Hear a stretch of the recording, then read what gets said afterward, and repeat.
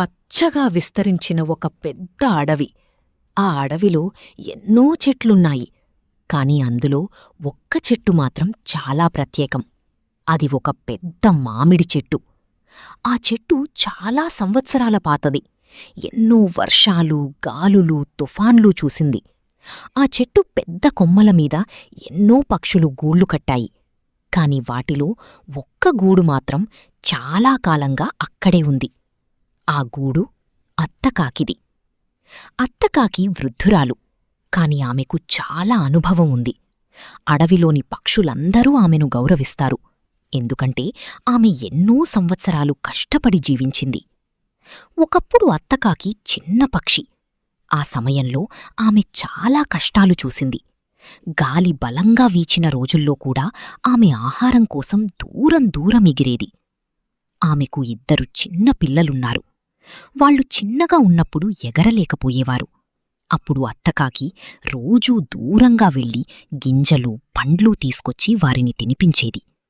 వర్షం పడినా, గాలి వీచినా అత్తకాకి తన పిల్లలను కాపాడేది. కాలం గడిచింది. ఆ 2 పిల్లలు పెద్దయ్యారు.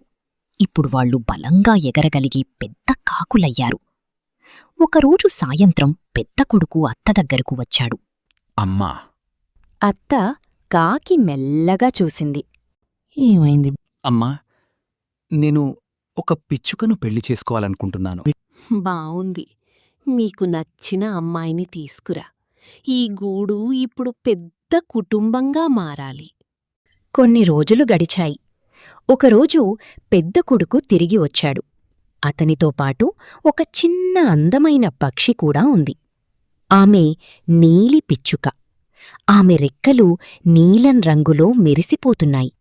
ఆమె కళ్లలో వినయం కనిపిస్తోంది. ఆమె గూడు దగ్గరకు వచ్చి అత్తకాకికి నమస్కారం చేసింది.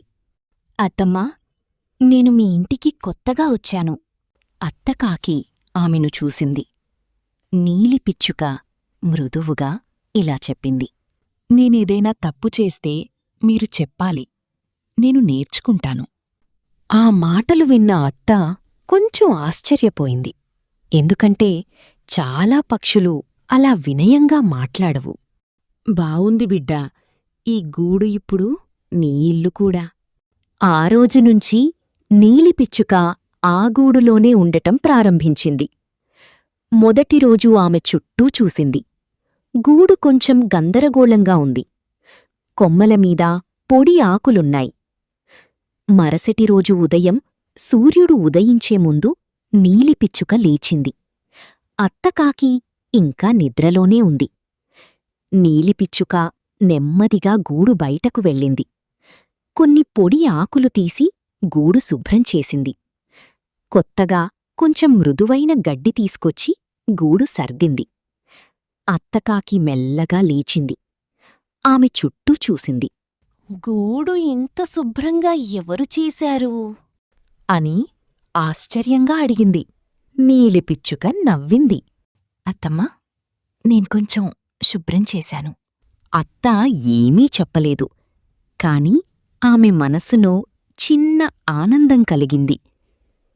కొన్ని నెలలు తర్వాత చిన్న కొడుకు కూడా అత్త దగ్గరకొచ్చాడు. అమ్మా, నాక్కూడా పెళ్లి చెయ్యాలి. అది చాలా మంచిది. ఈ గూడు ఇంకా ఆనందంగా మారుతుంది. కొన్ని రోజుల తర్వాత చిన్న కొడుకు కూడా ఒక పిచ్చుకను తీసుకొచ్చాడు. ఆమె పర్పుల్ పిచ్చుక. ఆమె చాలా అందంగా ఉంది. రెక్కలు పర్పుల్ రంగులో మెరిసిపోతున్నాయి. ఆమె అత్త దగ్గరకు వచ్చి ఇలా చెప్పింది. అత్తమ్మా, మీరు చాలా గొప్పవారని విన్నాను. ఆమె మాటలు చాలా తియ్యగా ఉన్నాయి. అత్తకాకి చాలా సంతోషించింది. చాలా మంచిది బిడ్డా. నువ్వు కూడా ఈ గూడులో సంతోషంగా ఉండు. అలా ఆ గూడులో ఇప్పుడు అత్తకాకి 2 కొడుకులు, 2 కోడళ్ళు, ఒక పెద్ద కుటుంబం ఏర్పడింది. రోజులు గడుస్తున్నాయి. ఇప్పుడిప్పుడే 2 కోడళ్ల స్వభావం తేడా కనిపించడం ప్రారంభమైంది. నీలిపిచ్చుక ఉదయం చాలా త్వరగా లేస్తుంది. ఆమె గూడు శుభ్రం చేస్తుంది, అత్తకు నీళ్లు తెస్తుంది, ఆహారం తెస్తుంది.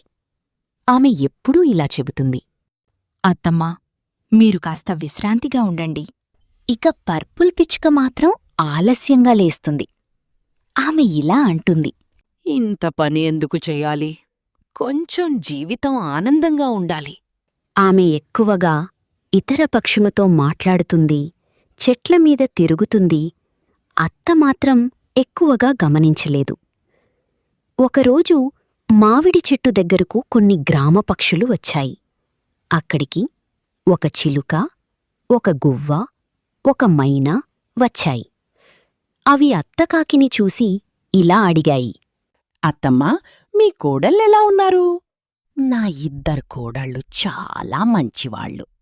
అప్పుడు పర్పుల్ పిచ్చుక వెంటనే తియ్యగా మాట్లాడింది. అత్తమ్మా, మీరు ఈ అడవిలో అందరికీ ఆదర్శం. ఆ మాటలు విన్న అత్త చాలా సంతోషపడింది. ఆమె గర్వంగా చెప్పింది. నా చిన్న కోడలు చాలా ముద్దుగా ఉంటుంది. అది విన్న నీలిపిచ్చుక కాసేపు మౌనంగా ఉంది. ఆమె ఏమీ మాట్లాడలేదు. ఆమె మళ్లీ గూడు శుభ్రం చెయ్యడం ప్రారంభించింది. ఆ రోజు ఆమె మనసులో ఒక చిన్న ప్రశ్న వచ్చింది. నేను చేస్తున్న పనులు ఎవరికైనా కనిపిస్తున్నాయా? కాని ఆమె వెంటనే ఆ ఆలోచనను వదిలేసింది. నేను చేస్తున్నది నా బాధ్యత అని అనుకుని మళ్లీ తన పనులు చేసుకుంది. ఆ అడవిలో ఒకరోజు ఆకాశం మబ్బులతో నిండిపోయింది. గాలి బలంగా వీచడం ప్రారంభించింది. కొద్దిసేపట్లో భారీ వర్షం పడటం మొదలయింది. మామిడి చెట్టు కొమ్మలు బలంగా ఊగుతున్నాయి. చిన్న పక్షులు తమ గూళ్లలో దాక్కున్నాయి. అత్తకాకి వయసు ఎక్కువ. ఆమెకు చలి ఎక్కువగా పట్టింది. అయ్యో, చలి చాలా ఉంది అని ఆమె నెమ్మదిగా అనుకుంది. రాత్రయ్యేసరికి ఆమెకు జ్వరం వచ్చింది. ఆమె బలహీనంగా పడుకుంది. ఆ సమయంలో నీలిపిచ్చుక గమనించింది. అత్తమ్మా, మీకేమైంది? నాకు జ్వరం వచ్చినట్టుంది బిడ్డా. నీలిపిచ్చుక వెంటనే బయటకెగిరింది. వర్షమింకా పడుతోంది. అయినా ఆమె అడవిలో ఔషధ మొక్కలు వెతకడానికి వెళ్ళింది. కొంతసేపటికి కొన్ని ఆకులు తీసుకొచ్చింది. ఆమె ఆ ఆకులతో చిన్న మందు తయారుచేసింది. అత్తమ్మా, ఇది తాగండి, మీకు కొంచెం బావుంటుంది. అత్త మెల్లగా తాగింది. పర్పుల్ పిచ్చుక మాత్రం పక్కనే కూర్చొని చూసింది. ఇంత వర్షంలో బయటకెందుకెళ్ళావు? అని మాత్రమే అడిగింది. కాని ఆమె ఎలాంటి సహాయం చెయ్యలేదు. ఆ రాత్రి నీలిపిచ్చుక అత్త దగ్గరే కూర్చుంది. అత్త నిద్రపోతే కూడా ఆమె కదల్లేదు. మరుసటి రోజు ఉదయం అత్తకి ఇంకా జ్వరం తగ్గలేదు. నీలిపిచ్చుక మళ్లీ అడవికి వెళ్ళింది. గింజలు తెచ్చింది, మందు తెచ్చింది. ఆమె అత్తకి ఇలా చెప్పింది. అత్తమ్మా, మీరు ఆందోళన పడకండి, నేనున్నాను. పర్పుల్ పిచ్చుక మాత్రం చెట్టు మరో కొమ్మ మీద ఇతర పక్షులతో మాట్లాడుతోంది. నిన్న రాత్రి ఎంత పెద్ద వర్షం పడిందో చూసారా? అని నవ్వుతూ మాట్లాడింది. మరుసటి రాత్రి కూడా నీలిపిచ్చుక అత్త దగ్గరే ఉంది. అత్త చెమటలు పట్టినప్పుడు ఆమె రెక్కలతో గాలి చేసింది. ఆమె నెమ్మదిగా ఇలా అనుకుంది. అత్తమ్మా, త్వరగా బాగుపడాలి. ఆమె 3 రోజులపాటు దాదాపు నిద్రపోలేదు. కాని ఆమె ఒక్కసారి కూడా ఫిర్యాదు చేయలేదు. కొన్ని రోజులకు అత్త జ్వరం కొంచెం తగ్గింది. ఆ రోజు మామిడి చెట్టు దగ్గరకు కొన్ని పక్షులొచ్చాయి. ఒక చిలుక, ఒక గువ్వ, ఒక మైనా. అవి అత్త కాకిని చూసి అడిగాయి. మీకు జ్వరమొచ్చిందని విన్నాం. ఇప్పుడెలా ఉంది? ఇప్పుడు కొంచెం బావుంది. మీ కోడళ్ళు చూసుకున్నారా?